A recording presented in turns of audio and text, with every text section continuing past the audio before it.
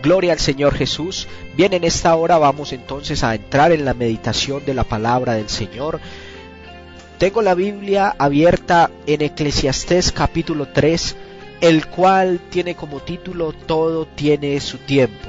Dice: todo tiene su tiempo y todo lo que se quiere debajo del cielo tiene su hora. Tiempo de nacer, tiempo de morir, tiempo de plantar y tiempo de arrancar lo plantado, tiempo de matar y tiempo de curar, tiempo de destruir y tiempo de edificar, tiempo de llorar y tiempo de reír, tiempo de hacer duelo y tiempo de bailar, tiempo de esparcir piedras y tiempo de juntarlas, tiempo de abrazar y tiempo de abstenerse de abrazar, tiempo de buscar, tiempo de perder, tiempo de guardar, tiempo de tirar, tiempo de rasgar y tiempo de coser, tiempo de callar y tiempo de hablar, tiempo de amar y tiempo de aborrecer, tiempo de guerra y tiempo de paz. Y el verso 11 dice: todo lo hizo hermoso en su tiempo, y ha puesto eternidad en el corazón del hombre, sin que éste alcance a comprender la obra hecha por Dios desde el principio hasta el fin. Oremos que Dios sea hablando a un corazón necesitado esta mañana. Señor Jesús, encomendamos a ti, oh Dios, el mensaje de la palabra que ha de ser predicado, que pueda ser de bendición para nosotros, Señor, como expositores de tu palabra, y también para los oyentes, que seamos edificados y formados por tu voz, en el nombre de Jesús. Bueno, en esta hora queremos compartir la enseñanza sobre ese título que la Biblia allí nos muestra: todo tiene su tiempo. ¿Qué es el tiempo? Si buscamos una definición más académica, más de diccionario, encontramos que es un periodo determinado durante el que se realiza una acción o se desarrolla un acontecimiento. Alguien le colocan una tarea y dice: ve, ¿en cuánto tiempo me colocas esa puerta ahí? Y entonces la persona, el experto, dice: bueno, me demoro alrededor de 45 minutos, me demoro una hora. Le está colocando un lapso, una duración a una actividad que va a desarrollar. Eso en un contexto muy general. Ahora bien, cuando lo traemos a la Biblia y nos centramos en este capítulo 3 del libro de Eclesiastés, libro de proverbios y de sabiduría, y aquí en este caso un espacio donde el predicador está haciendo juicios en torno a la existencia humana, nos está hablando más que de una hora, de un minuto, un segundo. Nos está hablando del momento oportuno, que según las etapas de la vida de cada uno hay ciertas actividades que se han de hacer en el momento indicado. Nos está hablando el escritor que no siempre se sufre, que no siempre se llora, pero tampoco siempre se ríe, sino que nos habla de esas cosas buenas y a veces no tan buenas que la vida tiene. Y nosotros como cristianos, qué importante aprender a reconocer todo lo que tiene que ver con el tiempo de Dios para las diferentes cosas, porque querido hermano y querido joven, en especial en esta mañana, cuando no entendemos el tiempo de Dios, los propósitos de Dios con nosotros, muchas veces por salirnos de ese tiempo de Dios, hemos sufrido derrotas y hemos tenido que llorar lágrimas. La Biblia nos muestra que Dios ha determinado un tiempo para cada cosa. Vamos a mirar algunos ejemplos de estas situaciones. Por ejemplo, vamos a representar a alguien que no esperó el tiempo de Dios. Josué capítulo 7, libro de Josué capítulo 7 y 8. En estos dos capítulos la Biblia nos muestra una historia que vivió el pueblo de Israel, bastante triste, bastante dolorosa. Hubo un hombre llamado Acán. Este hombre Acán era de la tribu de Judá, y resulta que Dios le había dicho al pueblo de Israel que pasaran a cierta ciudad y fueran a destruirla. Esa ciudad se llamaba Ai. y era necesario que llegaran, la tomaran, la destruyeran, pero no fueran a conservar nada de las riquezas de este pueblo. Ellos tenían jarrones, tenían reliquias, tenían lingotes de oro, tenían mantos babilónicos, y como todo esto en sí, ese objeto no significaba nada, pero era dedicado a los ídolos, entonces Dios les dice que no tomen nada de ese pueblo. Simplemente la orden era tomar y destruir. Pero este hombre Acán sube a la guerra y entonces allí comete un grave error. Desobedece la orden de Dios. Y entonces tomó un manto babilónico, tomó un lingote de oro y lo guardó allí en su tienda.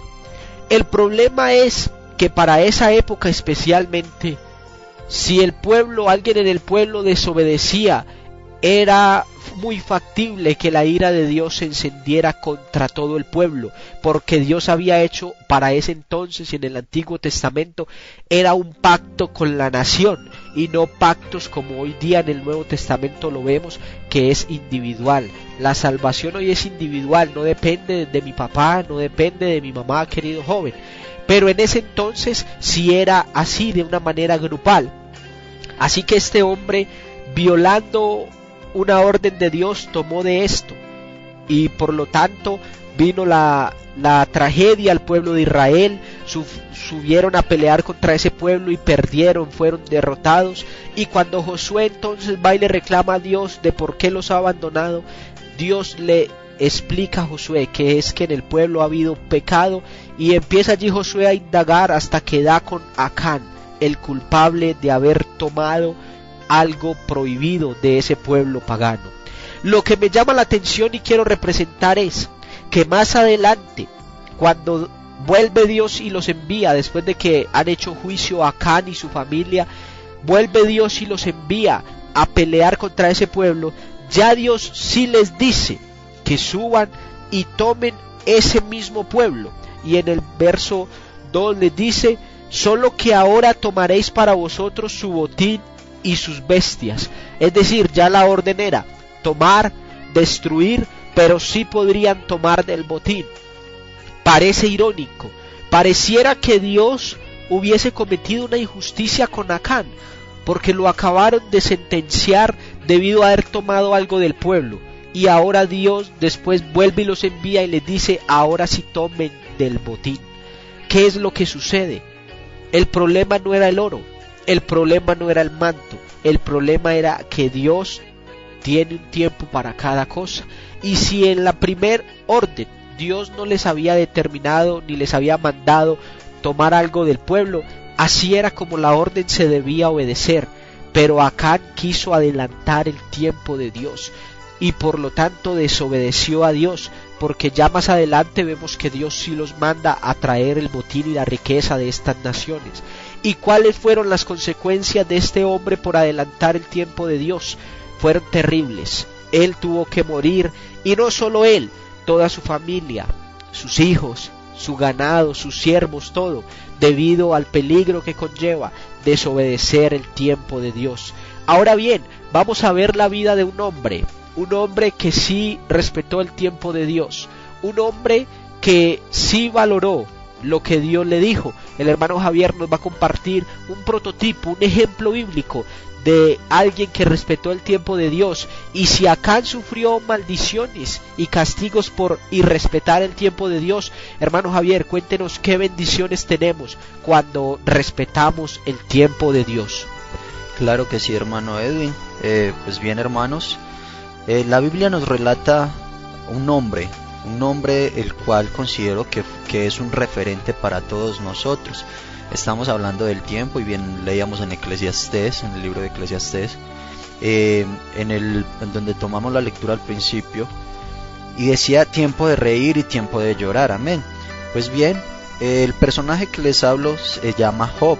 Este hombre podemos ver en la Biblia cómo tuvo que padecer por muchas cosas, muchas situaciones lamentables, demasiado trágicas, y se hace de pronto un poco de referencia ahí a lo que decíamos hay tiempo de reír y tiempo de llorar. Pues bien, este hombre estaba en una gran posición, este hombre tenía tenía sus comodidades humanamente. Llegó un momento en el cual tuvo que padecer la angustia, tuvo que padecer escasez, lo perdió todo. Un hombre el cual, a pesar de tantas cosas que tenía, todo lo tuvo que perder. Amén. Pues relata ahí la historia en la Biblia que muchos se acercaban a este hombre y le decían, pero ¿dónde está tu Dios? ¿Dónde están tantas cosas, tanto que tú decías?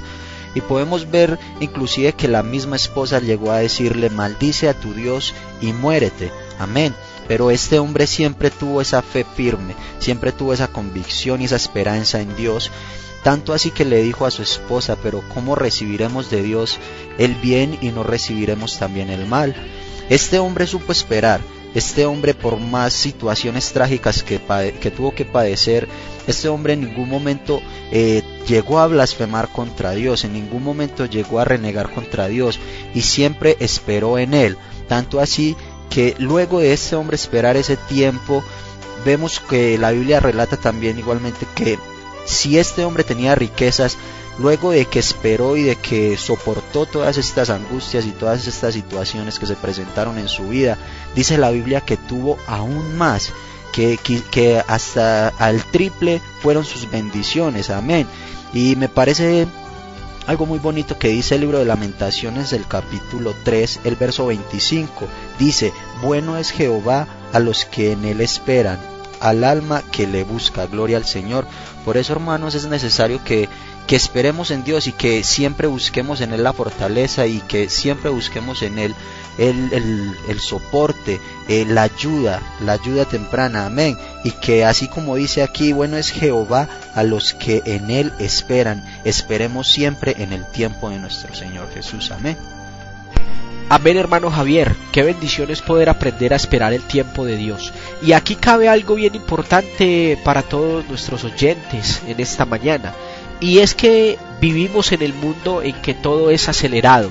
Vivimos en un mundo donde debido a las altas ocupaciones ya la comida, por ejemplo, como antes se preparaba en un fogón de leña que se demoraba horas para hacerse, ya todo eso se ha reducido, y en los países sobre todo más desarrollados las personas compran la comida empacada, ya prefabricada, calientan la sopa en un microondas y en las 2 minutos, 1 minuto ya está. Hay incluso lugares que tienen la casa tan tecnificada que 20 minutos antes de llegar hacen una llamada, dan una orden por un celular al microondas y lo encienden, y cuando llegan ya la comida está caliente. Y el mundo ha entrado en esa fase de que todo lo queremos ya. Todo es express, existe el chocolate instantáneo, el café instantáneo, todo ya. Y esto nos ha llevado a que nos hemos crecido con un pensamiento de tener todo en el momento. De hecho, una de las grandes cosas que ocasionó tragedias tristes en nuestra población, en nuestro país, en una época, era precisamente ese afán de muchas personas de querer enriquecerse a costa de cualquier cosa, porque se quiere todo ya. Pero qué bueno es aprender a esperar el tiempo de Dios y entender que como seres humanos, y Dios también nos ve así, vivimos diferentes etapas de la vida. En esta mañana este programa está más enfocado hacia la juventud. Sabemos que está clasificada la juventud entre un rango aproximado de los 12 a los 35 años, dividida en 2 etapas, lo que llamaríamos la adolescencia de unos 12 a 18, 19 años, y de unos 20 a 35 como lo que la psicología llama el adulto joven o el joven. Y hay que entender, querido joven, que cada una de esas etapas trae unos retos distintos a la vida. Cada una de esas etapas nos impone una responsabilidad y una tarea diferente. Y aquí es donde queremos intervenir con el momento oportuno. Ejemplo, si tú eres un joven, una jovencita que estás a los 12, 13 años, 15 años, muchas veces nuestra mente quiere volar y queremos ya vivir como el que tiene 25, como nuestro hermano mayor que ya está casado, que ya tiene novio, que ya tiene novia. Y entonces vemos jóvenes que quieren acelerar su proceso, su etapa de vida, y muchos por acelerar este proceso se han metido en dificultades, han tenido embarazos no deseados en madres solteras, en madres adolescentes, porque adelantan el tiempo que es el momento oportuno, adelantan las responsabilidades y las experiencias que el ciclo de vida les irá trayendo en cada momento. Podríamos pensar, por ejemplo, cuál debe ser el tiempo de un adolescente, hay que ocuparlo. Qué bueno pensar en el adolescente que se dedica a estudiar, a aprovechar su juventud para practicar un buen deporte, algo sano, algo que le traiga bienestar a su cuerpo, algo que lo mantenga ocupado sanamente.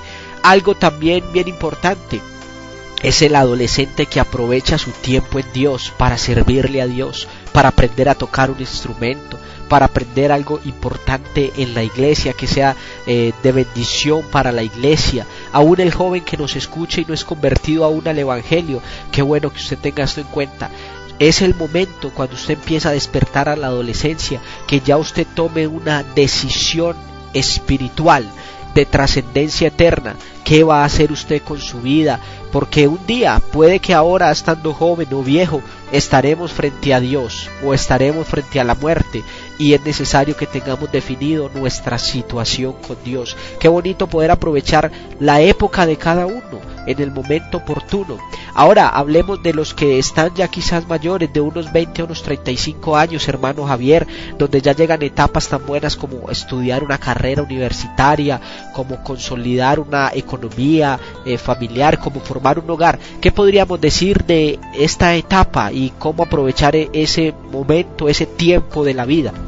Sí, qué importante todo esto que estamos diciendo. Usted toca un punto muy sensible, hermano Edwin, y es claro que los jóvenes en estos momentos se están preocupando solo por disfrutar o por querer tener todo ya tan apresuradamente. Vemos lo que usted decía, todo cómo transcurre el mundo tan agitadamente, en su desespero, en su afán, amén.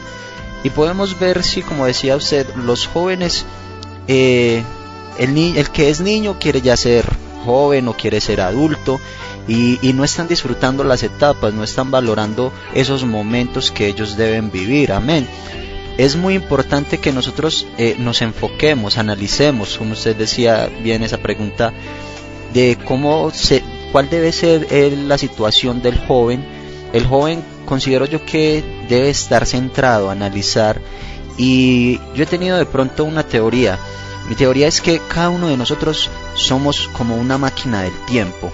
¿A qué me refiero con que somos una máquina del tiempo? Porque yo tengo en estos momentos, no me da pena decir la edad, tengo 28 años, y yo sé que puedo hablarle quizá a un adolescente, a un niño por ahí de 10 años, o entre los 15 años, y yo puedo decirle todo lo que yo he vivido, y yo sé que puedo hablarle con propiedad porque ya tuve esa etapa, yo ya viví esa etapa, tuve esa edad, y yo sé que muchos en ese tiempo pensamos solamente en jugar y en el disfrute como tal de la vida, pero es ahí donde tenemos que enfocarnos también y saber que es importante analizar qué será de nosotros el día de mañana. Por ejemplo, la etapa crucial para uno hacer una carrera, para uno dedicarse solamente a su estudio, para uno saber qué es lo que va a hacer el día de mañana. Es muy importante que nosotros analicemos cuál es nuestro sueño, a qué es lo que nos queremos dedicar, qué es lo que queremos hacer, amén. Porque llega un momento en el que ya nuestra vida ha transcurrido y nos vemos enfrentados de pronto a una vida laboral, nos vemos enfrentados ya a que tenemos mucha edad y que de pronto no podemos hacer cosas que pudimos haber hecho antes. Entonces es muy importante que analicemos todo eso, que nos enfoquemos y que sepamos que en este tiempo es donde podemos aprovechar las oportunidades que nos presenta la vida, pero aprovecharlas de la mejor manera. ¿Para qué? Para un futuro, para saber que el día de mañana tendré un hogar, que tendré una familia, amén. Entonces por eso es muy importante que los jóvenes entiendan que ese tiempo es crucial para que ellos se capaciten, para que ellos se puedan capacitar y puedan hacer una carrera lo cual les sirva el día de mañana para sus vidas y para ejercer y para poder ganarse en la vida, amén. Amén, gloria a Dios. Exacto, y nos viene a la mente el versículo bastante sencillo y conocido pero muy sabio de Efesios capítulo 5, verso 15. Mirad pues con diligencia cómo andéis, no como necios, sino como sabios. Y dice el verso 16, aprovechando bien el tiempo, porque los días son malos. Querido joven, no importa la etapa en la que usted esté, gracias a Dios por la adolescencia, gracias a Dios por la juventud, pero lo importante es que en cada etapa que estemos de la vida la aprovechemos bien, teniendo en cuenta que es necesario que en cada etapa de nuestra vida siempre estemos honrando a Dios con nuestra actitud y nuestra forma de ser. Por eso, para terminar, le dejamos este versículo con el cual cierra el libro de Eclesiastés en el capítulo 12, verso 13. El fin de todo discurso que has oído es: teme a Dios y guarda sus mandamientos, porque esto es el todo del hombre, pues Dios traerá toda obra a juicio juntamente con toda cosa oculta, sea buena o sea mala.